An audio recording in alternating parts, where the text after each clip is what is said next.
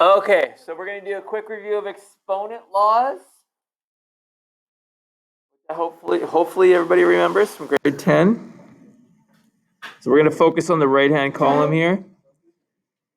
If your bases are the same, actually, let's talk about that first. If we have an exponent, so we'll say 4 to the power of 3. The 4 is your base.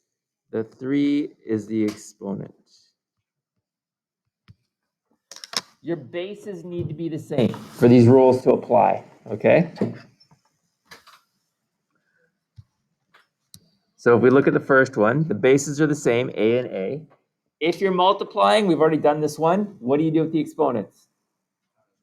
Add them. So this is a to the m plus n. If you are dividing, you subtract.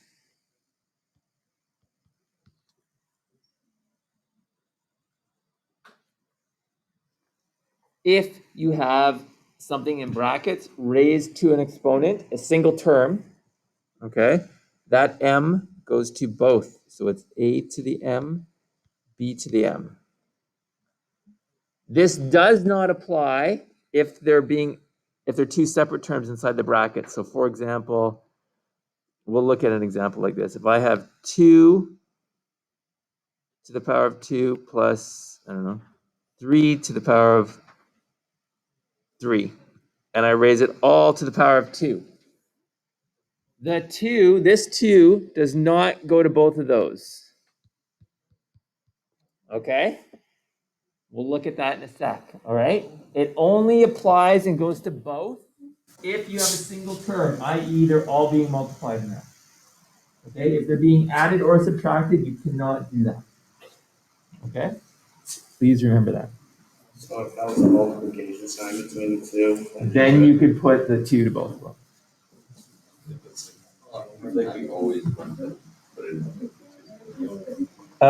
It's only when they're being multiplied like this that kids make this mistake all the time. That's why we're going to look at an example when we get into this about how to solve those. If they're being divided, it's the same as the one above. The n or the exponent goes to both things. So it's a to the n over b to the n.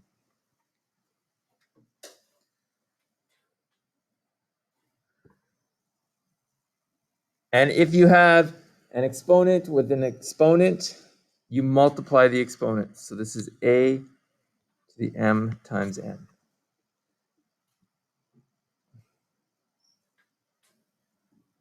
All right, is that okay? Is that a good quick review? All right. So that's what you did in Math 10, maybe Math 9 as well. Math 11, we do the same rules, except we add 2 little wrinkles. Okay?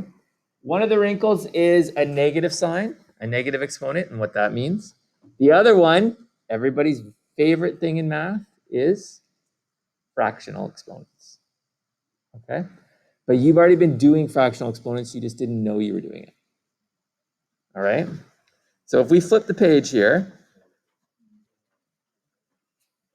it looks worse than it is, trust me.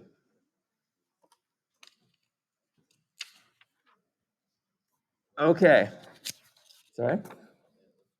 It looks really bad. The way this page is set up kind of so it's, I don't like the way this page is set up, but we'll just do a couple highlights here. So what we did on Friday and at the beginning of class today is if I had square root 5 times square root 5, I could put both of those under the same square root sign, right? Which would give me root 25, which is actually just 5. Now, we just reviewed that if you are multiplying and the bases are the same, okay, what do you do to the exponent? You add them. So this would become 1/2, that's, I'll write it above, 1/2 plus 1/2, okay? What's a half plus a half? 1 or 2 over 2, okay? So I'll write it as 2 over 2, which is 5 to the power of 1. Sorry? Which is just 5, exactly. Now, these two numbers are the same. Does everybody agree with that? Okay. If those two numbers are the same, then you backtrack. That means this has to equal this. Everybody agree with that? If these are the same, and I did this process to get there, then that means that the starting point, this, must be the same as this. Okay? Does everybody agree with that? Or are you just going to accept it because I'm a teacher and said so? You're just going to accept it because I'm a teacher and said so? I don't really get what you're saying. Okay, okay. Let me just stop the video for 1 second. Literally the same thing you just put one over. It is exactly the same thing. So 5 to the 1/2 is equal to the square root of 5. So what's 2 to the 1/3? As soon as you see a fraction, 1 over something, you know it's a radical. The 2, the base goes inside the radical. What's my index number? 3. It's the denominator of the fraction. Whoops. It's easier in terms of how you combine them and stuff. It's just, I won't say easier, different. Okay? So let me just write that. Yeah, because you're going to see in a sec here that it means like to the power of 1. Like that. But that's kind of. So if it's a bigger number like that's 2. Then you square the answer. Yeah, that's what we're going to do here. So, okay. Let's do these ones here. X to the power of 1/2 means what? What type of root? Square root of x, right? And if it's a square root, you don't have to write the index number because it's assumed that it's 2. B to the 1/3 means the cube root of b. P to the 1 over 10. 10th root of p. A to the 1 over n. Nth root of a.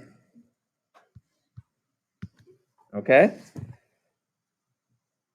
So, as somebody just asked me, if the numerator is not a 1, okay? No, it's the exact same thing. So let's just go, we don't need to do this stuff up here. So 5 to the 3/2. You see a fractional exponent. So you know it's going to be a radical. What's my index number? 2, right? Because it's the denominator. I'll even write it this time. The numerator is a regular exponent. So you can either write it this way, to the power of 3, or you can write it like this, with the 3 on the inside. It's up to you. I prefer the first one, but I don't care how you do it. I'll show you why I prefer the first one in a bit here. Okay? Makes your life a little easier because you're dealing with smaller numbers. All right? So if I said, what is 2 to the power of 2/3? You would say it is what root? No. What's the index number of the root? Sorry, let's try with that. 3, right? The denominator is the index number. 2 goes on the inside, and you square the whole thing.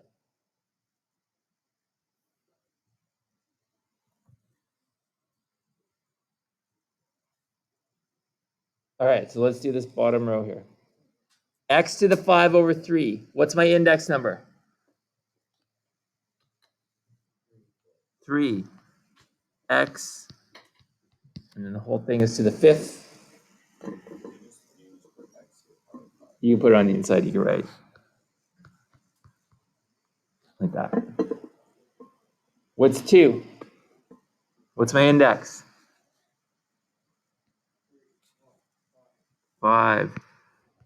B to the 4.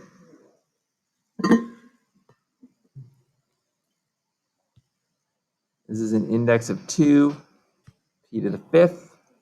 And so the general formula is the nth root of a to the m, or the nth root of a all to the m. They mean the exact same thing.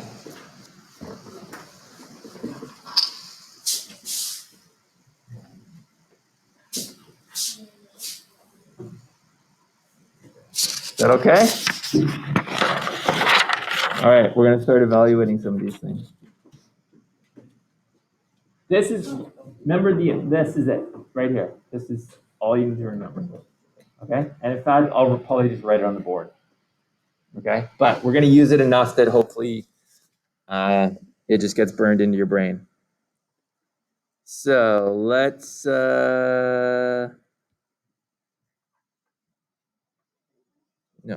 a break. All right, 2c. Here we go.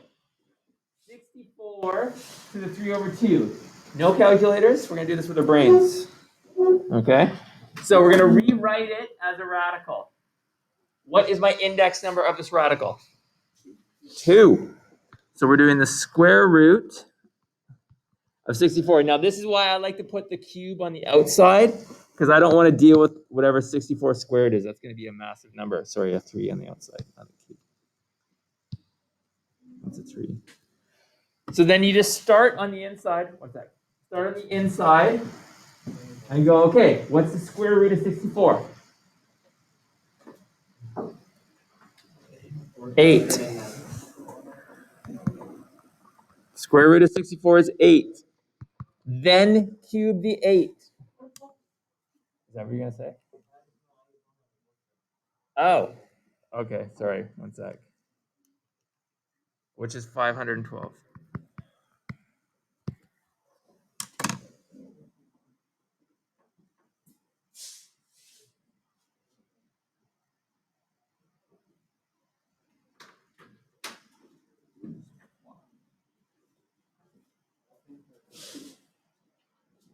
Okay, next one. What root am I doing? What's my index number? 2. So I'm doing the square root of 4 raised to the 5th power. What's the square root of 4?